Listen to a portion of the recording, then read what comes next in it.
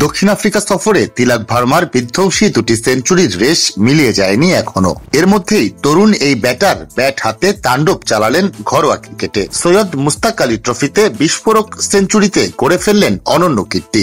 শনিবার ভারতের ঘরোয়া টি-20 এই টুর্নামেন্টের প্রথম দিনে হায়দরাবাদের হয়ে ৬৭ বলে ১৫১ রানের ইনিংস উপহার দেন তিলক।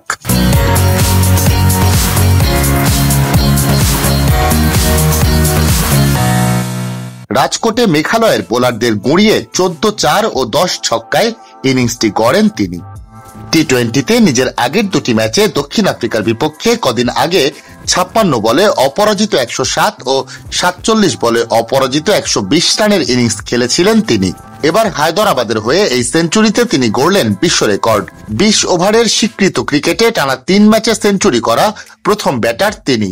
২২ বছর বয়সী তুমুল প্রতিভাবান ক্রিকেটারের অনন্য অর্জনের শেষ নয় এখানেই। টি-20তে ১৫০ রানের ইনিংস খেলা প্রথম ভারতীয় ব্যাটারও তিনি। ২০১৯ সালে সৈয়দ মুস্তাক আলী ট্রফিতেই মুম্বাইয়ের হয়ে শ্রেয়াস আইয়ারের ১৪৭ ছিল ভারতীয় কোন ব্যাটারের আগের সর্বোচ্চ ইনিংস। ভারতের টি-20 দলে ৩ নম্বরে প্রমোশন পেয়ে সেঞ্চুরি দুটি করেছিলেন তিলক। শনিবার হায়দরাবাদের হয়েও তিনি নামেন ৩ নম্বরেই। প্রথম ওভারেই ক্রিজে গিয়ে আউট হন ইনিংসের একদম শেষ বলে। মেঘালয়ের মিডিয়াম পেসার দীপু সাংমার ১৮ বল থেকেই রান নেন তিনি ৫০।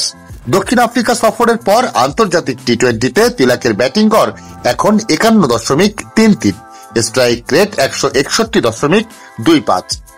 সব মিলিয়ে টি-20 ক্রিকেটে তার সেঞ্চুরি হলো এখন ৪টি। ১৫১ রানের ইনিংসটির পথে এই সংস্করণে ৩০০০ রানও পূরণ হলো তার। আগামী আইপিএল এর জন্য মুম্বাই ইন্ডিয়ান্সের ধরে রাখা ৫ ক্রিকেটারের একজন তিলক। ৮ কোটি রুপিতে তাকে ধরে রেখেছে ৫ বারের চ্যাম্পিয়নরা।